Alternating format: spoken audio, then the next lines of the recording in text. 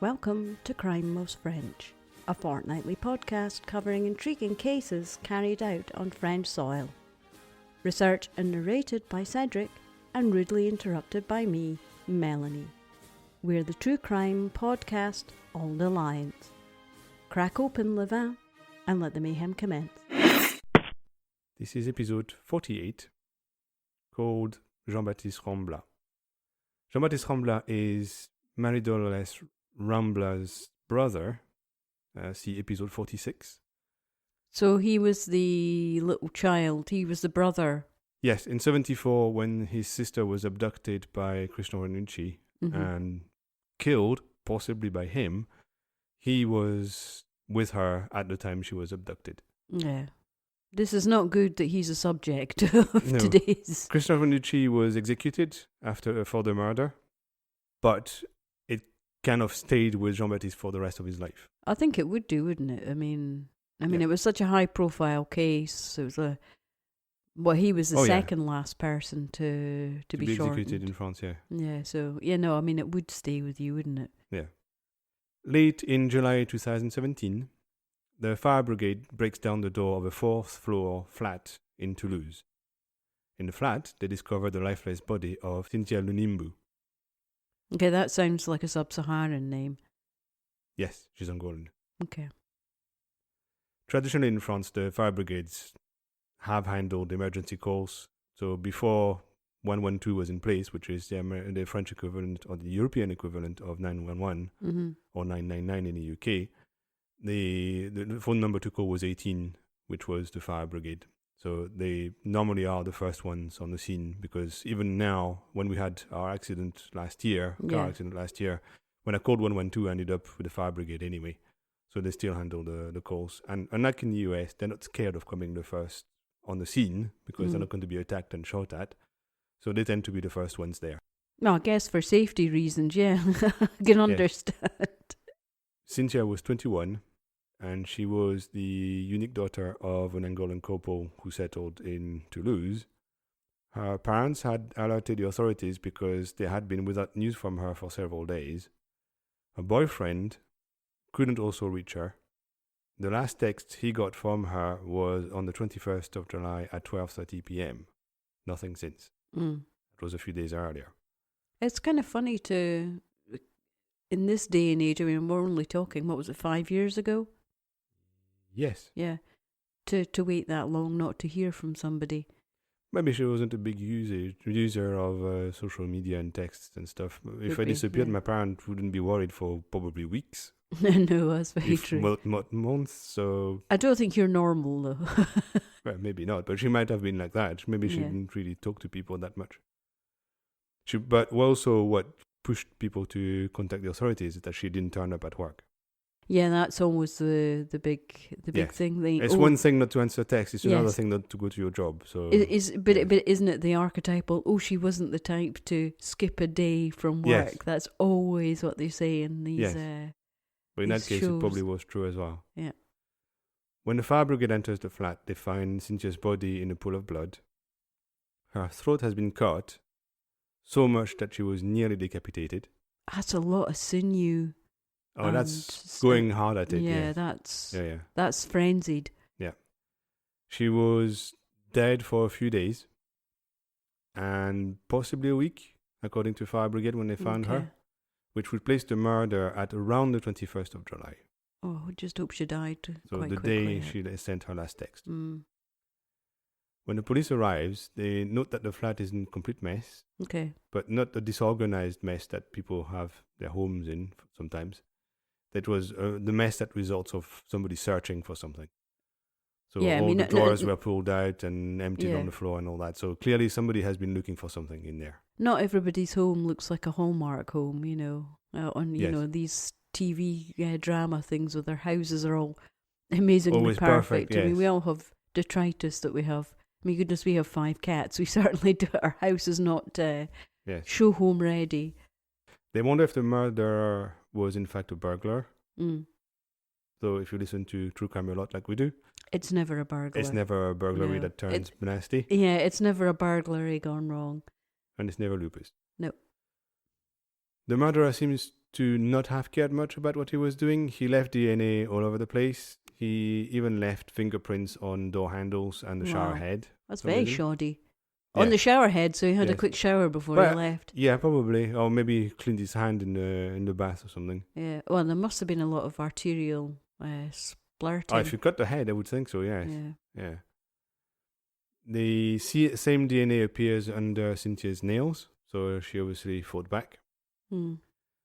The police even finds the murder weapon on the roof not far from Cynthia's home. So it's kind of like been lazily done. Yeah, by somebody who just didn't care or didn't pay attention. Mm. Yes. When they run the DNA in a police database, which we heard in the previous story they created in the 90s, Yeah. there is a match. Mm-hmm. It is the DNA of a man that was already convicted of murder, and his name was Jean-Baptiste Rambla. He was born on 25th of September 1967 in Marseille. Okay. So we have a repeat offender. So we've got little Jean-Baptiste, who's now, well, we're talking 40 years later, almost 50 years later. Yeah. Obviously, his life has gone a bit awry. Yes. We're going back in time. In 1990, Jean-Baptiste, who was then 23, meets Patricia.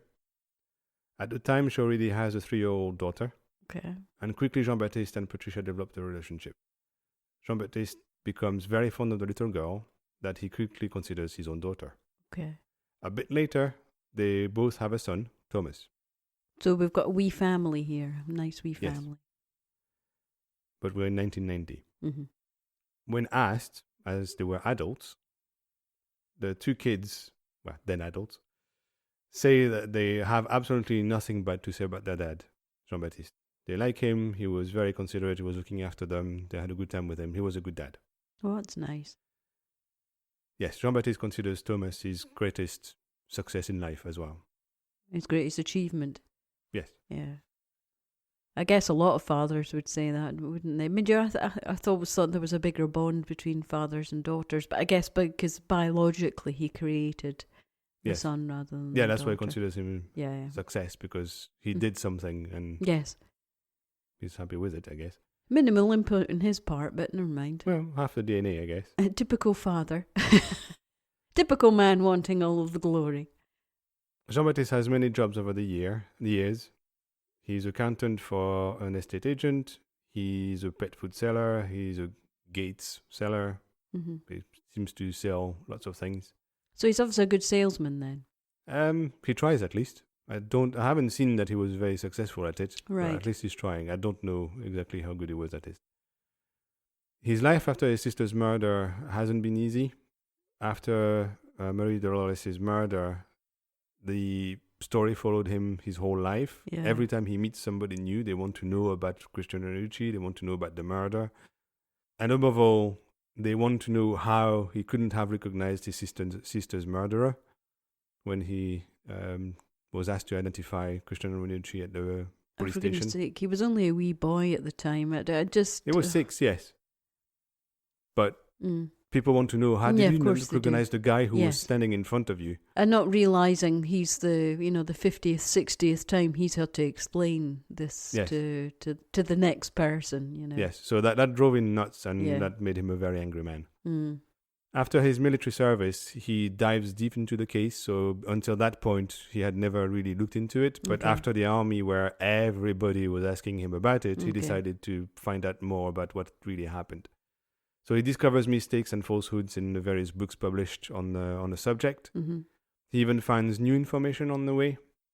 And he thinks that his family was exploited and abused because they couldn't speak good French at the time. So he thinks that the authorities and the journalists and everybody really exploited his family to their own end. So his parents, were they Italian, were they? They were Spanish originally. Oh, I see. I think vaguely. I vaguely remember Spanish, but something like that. Yeah, they weren't from France. Okay. His parents were not born in France. He was, but his parents weren't. So French was a second language for them. Is that old archetypal thing of the child having to do the translating for the Well, parents? that was probably happening, yes. Yeah. I suspect so. And I remember when I was at school, it was happening a lot as well. Mm.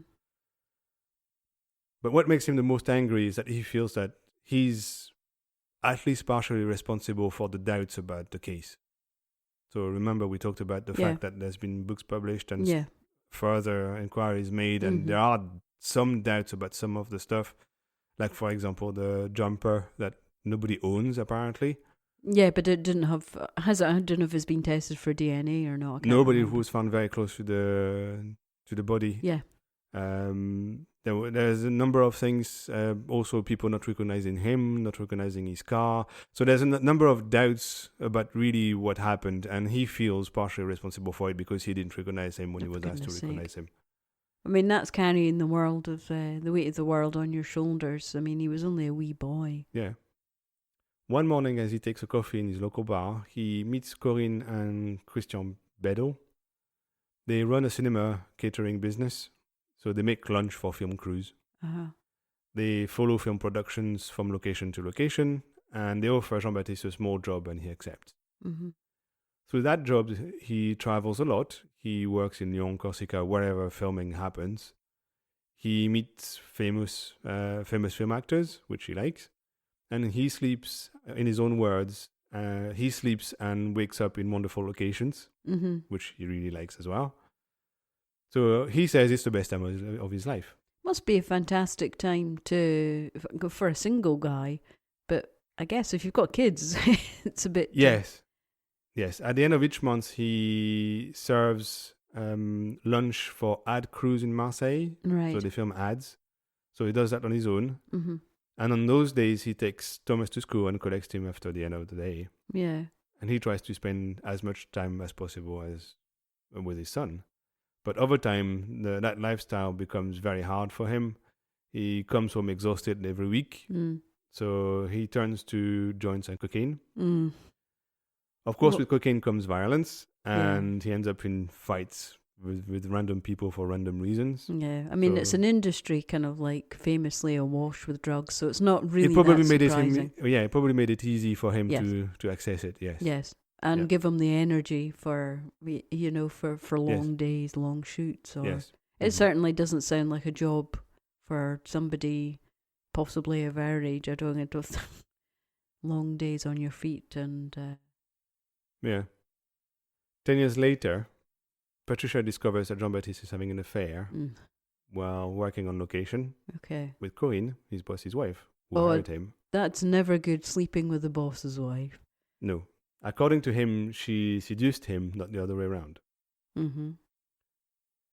Christian isn't a good husband, anyway. Right. He always demeans his wife. Mm-hmm. He never says anything good to people he knows about her. So Jean-Baptiste feels bad about his relationship with Corinne, but at the same time, he thinks that Christian deserves it. Yeah, but that doesn't excuse the fact of what he's doing to his wife and his 2 kids. You can't just focus on the fact that there's a bad marriage. I don't approve, Jean-Baptiste. Christian is also a bad employer. He doesn't pay well. Sometimes he forgets. And it's often under the table. So no benefits whatsoever. At the end of 2003, Jean-Baptiste leaves his job. Right. Just too much at that point. Corinne calls him the next summer, so they don't see each other for about 6 months. Right. And she offers to meet again. He doesn't say yes, but she turns up at his house. Oh. Before she comes in, he sniffs a bit of cocaine, as you do, and as he often did at the time. She says that he was a good worker and she can fix things with her husband. Okay.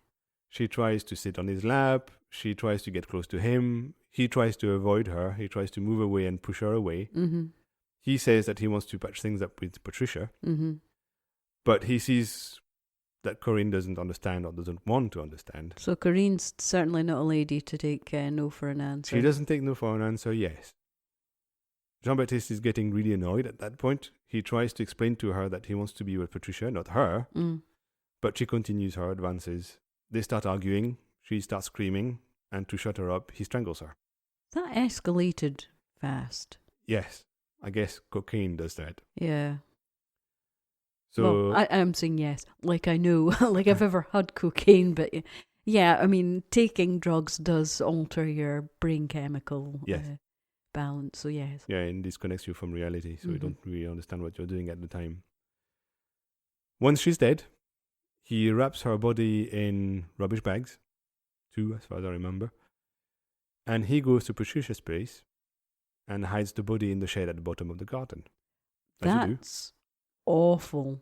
That's kind of weird, really bad. I guess he lived in a flat, so it was the best place to put the body. Oh, Jean-Baptiste. Oh, that is just not on. Oh, that's terrible. Oh. 7 months later, we're now the 13th of February, Patricia is looking for Thomas's scooter, and she can't find it anywhere in the house. Okay. When she ends up looking in the shed, she discovers Corinne's head sticking out of a bag. Oh, poor woman. Poor Patricia. Patricia calls Jean-Baptiste and asks him what's going on. And he talks vaguely about some flood at Corinne's place. I'm not sure how that explains her head being sticking out of a bag, but apparently to him it does. Some kind of weather event strangled her and put her in 2 bags and popped her in your shed. Patricia probably doesn't know she's been strangled, but a flood certainly doesn't explain why her body is in a bag with her head sticking out in her shed. Anyway, they argue on the phone, so he leaves his flat on foot to go to Patricia's place to try to explain. But the more he walks, the more he's certain that their relationship is over. When he gets to Patricia's place, the police is waiting for him and arrests him. So she called the Roses. Oh, totally. I mean, that was the correct thing to do. I mean... finding a body with a head in your shed, and somebody you know your husband works for. Yes, and for my mind, I think if she hadn't have done anything, I think there would have been 2 bodies in the shed at that. Yes, I was thinking that when I was reading about that. Yes, I was thinking he's walking there, he's going to be angry, he's going to kill her. Yeah, and then I read that the Roses were there. He seems to be a guy with issues and has absolutely no impulse control whatsoever. So she did the right thing. Jean-Baptiste confesses fairly quickly to the murder, and he says he regrets what happened. He describes it as an instance of madness. Coke-fueled madness. Yeah, his lawyers described that at the beginning, when he was being interviewed by the police and the judges, he was crying all the time. He can't explain what happened, and he's worried that Thomas might read about the case and feel like he himself did at the time when he read about his sister's case.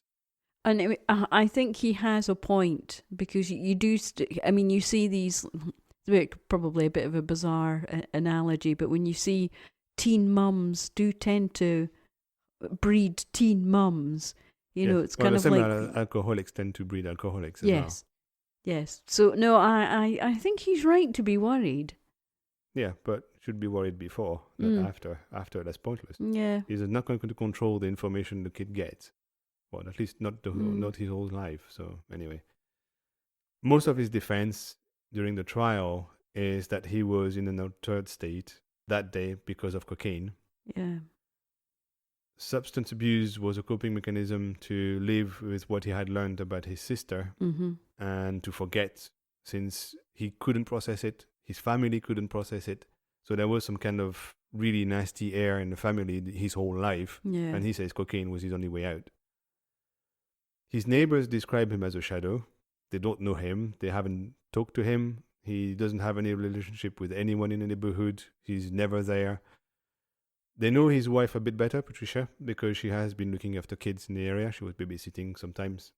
But they still don't know her very well.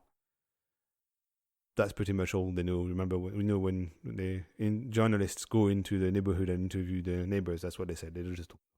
Yeah. Well, the thing is, he for years he wasn't there for a lot of the time. So yeah, most of the week he wasn't there. Yeah. When the judge asked him if he had friends, his answer was no. Maybe he doesn't want to, have any, a big circle of people. If he's already lost his sister, he was out playing with her, for goodness sake. Yeah. So they weren't like you and your sister. You probably didn't go out playing with your sister. No. You went off and did your own thing. So he was obviously close to his sister, so Yeah, maybe that's why he doesn't want a big circle of friends. maybe. However, his role of a victim doesn't hold. Not only he hid Corinne's body, Mm-hmm. but he took part in the searches after she disappeared. So clearly, Yes. he behaves like a psychopath. Yes, that whole he inserting wants to yourself into the... Exactly. He wants to be part of the search and Yep. inquiry and wants to know what's going on and Oh, all yeah. that.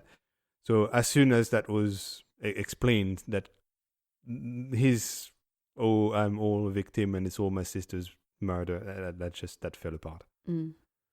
He even sent text messages to her kids, pretending to be Corinne, saying that she was leaving the country to meet her lover in Spain. So he didn't want people to ask questions, so he sent them an explanation for why Corinne suddenly disappeared. So clearly he was covering his tracks. Yeah. So that doesn't look good when No. you get to trial. He also lied to the police when they interviewed him at first, because it's always the husband, it's always the husband, it's always the husband. So of course they asked him first, Yeah. and he lied about where he was and what he had been doing, but that didn't last long. Eventually he confessed. The fact that Jean-Baptiste is so famous and has that dark past with his sister and Christian Ranucci that everybody knows about means that when he's in the news, it's about him. News. It's not about Corinne, it's not about the murder, it's about him and his story. And it's about his sister. So, yes. So Corinne's family gets really annoyed at it because they feel that nobody talks about the real victim in the story. Yeah. They don't really care. They want to know about his story. And Corinne is just a small thing in his life, and that's not that important, so they don't talk about it. They say that what happened 30 years earlier is overshadowing the whole case, and that's probably true. In a weird twist, the Ramblas and the Bedell had been living in the same apartment complex when Maria-Dolores was murdered. So they were neighbors. Okay. They knew each other, but they had lost contact through various moves. When people move house, they lose contact. So when Corinne met him, it was random, but not completely random. Yeah. So they kind of like, were nodding acquaintances when they were kids. Oh, they were kids when they knew each other, yes. Yeah. On the 17th of October 2008, Jean-Baptiste is found guilty of murder and sentenced to 18 years in prison. Right. That's pretty much the maximum you can get here. 18 years is life. Yeah. You don't get more here. Well, the thing is, I mean, this is presumably his first big offence, so I mean, they're not going to... As far as, at least it was the first murder. Yes. I don't know if he's been arrested for anything else. I didn't really look for that because it's not really public information. I would have to find the trial papers, which are not public or not easily accessible. But it's certainly his first murder. Yeah, I mean, he wasn't a habitual criminal. He wasn't kind of like he was. No, he wasn't. He wasn't in and out of prison or anything. Or anything. This is his kind of like his first. Yeah. He's on the radar, but it's it's a big blip on the radar. Yes. Yeah. There are countries in Europe where you get even less than 15. I think Norway is 15. I mean, Europe life is in prison, but there's no, like in the US, 700 years plus whatever. Life plus 700 years. Yeah, it's ridiculous stuff. Yeah, that doesn't exist here. The penal system in the States is very different from the European model, where I think is very much they try rehabilitation in Europe. It's to a certain extent they try, yes. Yes, especially in the Nordic countries. Yes. But even the southern countries try a lot more than in the US. In the US, the penal system is just for punishment. Anyway, incidentally, he's sentenced in the same room where Christian Ranucci was sentenced about 30 years earlier. It all feels very cyclical, doesn't it? Yes. So how did he end up killing Cynthia in 2017 then? Yeah, I was quietly thinking that. Go back to the first story. He got sentence reductions along his stay in prison. Right. It was essentially out on what the US called parole. Okay. Here it's called conditional release. Yeah. He had been followed by psychiatrists, and they hadn't seen anything that worried them, so they didn't oppose any reduction in sentence. Perhaps so he was out after only a few years. Perhaps they should have been looking a bit more closely. Yeah. Yes. Jean-Baptiste wasn't involved with Cynthia at the time of a murder. She had a boyfriend. He didn't know her. He had no contact with her, had never talked to her, never seen her before. So it's just the worst kind of murder. It's just a chance. To everyone, it's totally random. Nobody Yeah. can explain how That poor he murdered woman. that woman that he had no reason to ever know. Yeah, just that wrong place, wrong time. Yeah. Especially since not only he kind of interacted with her, but he killed Yeah. her, cut her throat, nearly cut her head with a box cutter. So that took some work as well. So it's not Yeah. like he accidentally killed her. Yeah. He actually went there, killed her, cut her head off for some unknown reason because he has no reason to even know she exists. Yeah. So that goes to trial again. When he was arrested, he first denied having committed the murder, and his argument was, I don't know who that woman is. I have never had any contact. Why would I kill her? Yeah, but science doesn't lie, Jean-Baptiste. Well, yes. When they showed him that they had DNA evidence and they had CCTV as well, showing him in the area. Oh, gosh. Right, yeah. After 7 interrogation sessions, he confessed. Yeah. According to the police, his attack on Cynthia took place in two phases. First, he attacked her by punching her as soon as she opened the door. Mm-hmm. When she fell to the ground, he continued punching her in the face and kicked her in the head. Then, he went and got a box cutter. Mm-hmm. First lacerated her back, and then cut her throat and tried to cut her head off. Oh, that poor woman. I really hope she just passed out through pain or something, because that's just horrific. I don't know, I don't have any details. No, but I mean... I read about it in the newspapers and they don't have those details. No, they wouldn't put that tabloids. level of detail, but I just hope for her sake. Yeah. I mean, we do talk about really, really quite gruesome things. I always hope these people don't suffer too much, because it darkens my soul. So you can imagine that his lawyers are going to have a hard time defending it. He tried to provide a story to explain what he did, eventually. Mm-hmm. He said that on the morning of the murder, he went to a local park in Toulouse to buy drugs. There he met a couple who apparently attacked him, and he says that he defended himself with a taser that he had just bought a few days earlier. Mm-hmm. There they go here. Well, yeah, you would... the whole thought of people wandering around with tasers is terrifying. Well, you can find them. You can order them online. But they are illegal in France. Yeah. Even pepper spray is illegal. You can only buy extremely diluted pepper spray as a civilian. Well, that's all you need. But that should be enough to sting a bit, yes. Yeah. You just need enough to splash somebody's eyes with something to run away. Yes. So he escaped unharmed, but he says he was traumatized by the attack. When he walked past the building where Cynthia lived, he saw her from down the street. So he says he saw her at her balcony through a window. And he was certain that was the woman who attacked him in the morning with her partner. So he decided to get revenge. The story is obviously hard to swallow. It's possible that he hallucinated, because from 4 floors down, somehow down the street, there's absolutely no way he could have recognized anyone. Yeah. It's just not possible. Her face would have been so small, unless he had binoculars, he wouldn't have noticed who it was. Yeah. So it's possible that because he was on drugs, he hallucinated and thought he had seen the person, even though he couldn't recognize anybody. It's possible. I mean, it would have been a shadow in a window at that point, surely. Yeah, that's probably all that was. Yeah. A vague shape of someone, and he put that face on that shape and then decided, oh, that's what that woman, I need to get revenge. Yeah. The psychiatrists that examined him said that he was plainly conscious of what he was doing at the time. So nobody buys the story. So once again, when his story falls apart, he falls back on his usual defense. It's because of my sister's murder. Yeah, that might have worked for the earlier one. Yeah, that starts sounding like a very, very weak excuse. Again, the prosecution doesn't buy it, because first it's second time, but also no. The prosecutor says that Jean-Baptiste doesn't have the monopoly of pain. He also says that being a victim doesn't make you a murderer. So he reminds the jury at the time that they're not here to judge the murder of a little girl. No. They're not here to judge his life after the murder of his sister. No. They're here to judge multiple murders. Exactly. You're not there to be judged in your entirety. It's the worst act you've done. It's your actions that are being judged, yes. Yeah.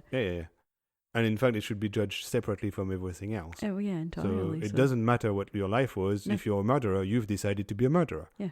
So that's what you're being judged on. Because the murder appears random, the prosecution argues that he could kill anyone at any time, anywhere, and therefore should never be allowed out in public ever again. Yeah, I have to agree with them in this instance. Yeah. On the 17th of December 2020, he's sentenced to life in prison for Cynthia's murder, which probably means 18 years unless they manage to find reason to keep him longer. At the end of last year, in December 2021, after having talked about it quite a lot, he decided that he wouldn't appeal his sentence. So he will spend the next 18 years or so in prison. And at this time, it's not likely he's going to get sentence reductions on the way. Well, I wouldn't have thought so. So he's obviously made peace with the fact that... Yeah, so he's going to be in jail until at least 2038, possibly longer. Yeah. We'll see if they can keep him longer. But yeah. It's going to be hard. But at the same time, he's going to be quite old when he comes out because he's born in 1967.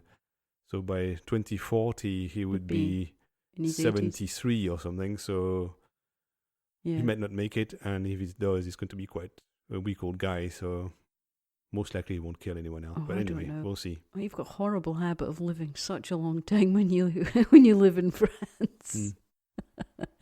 So that's the story of Jean-Baptiste Rambla. Yeah. Follow up on Maria-Dolores Rambla's murder. Yeah, and just that line between sanity and insanity is sometimes a white powdery line that you need to stay away from. Just say no, kids.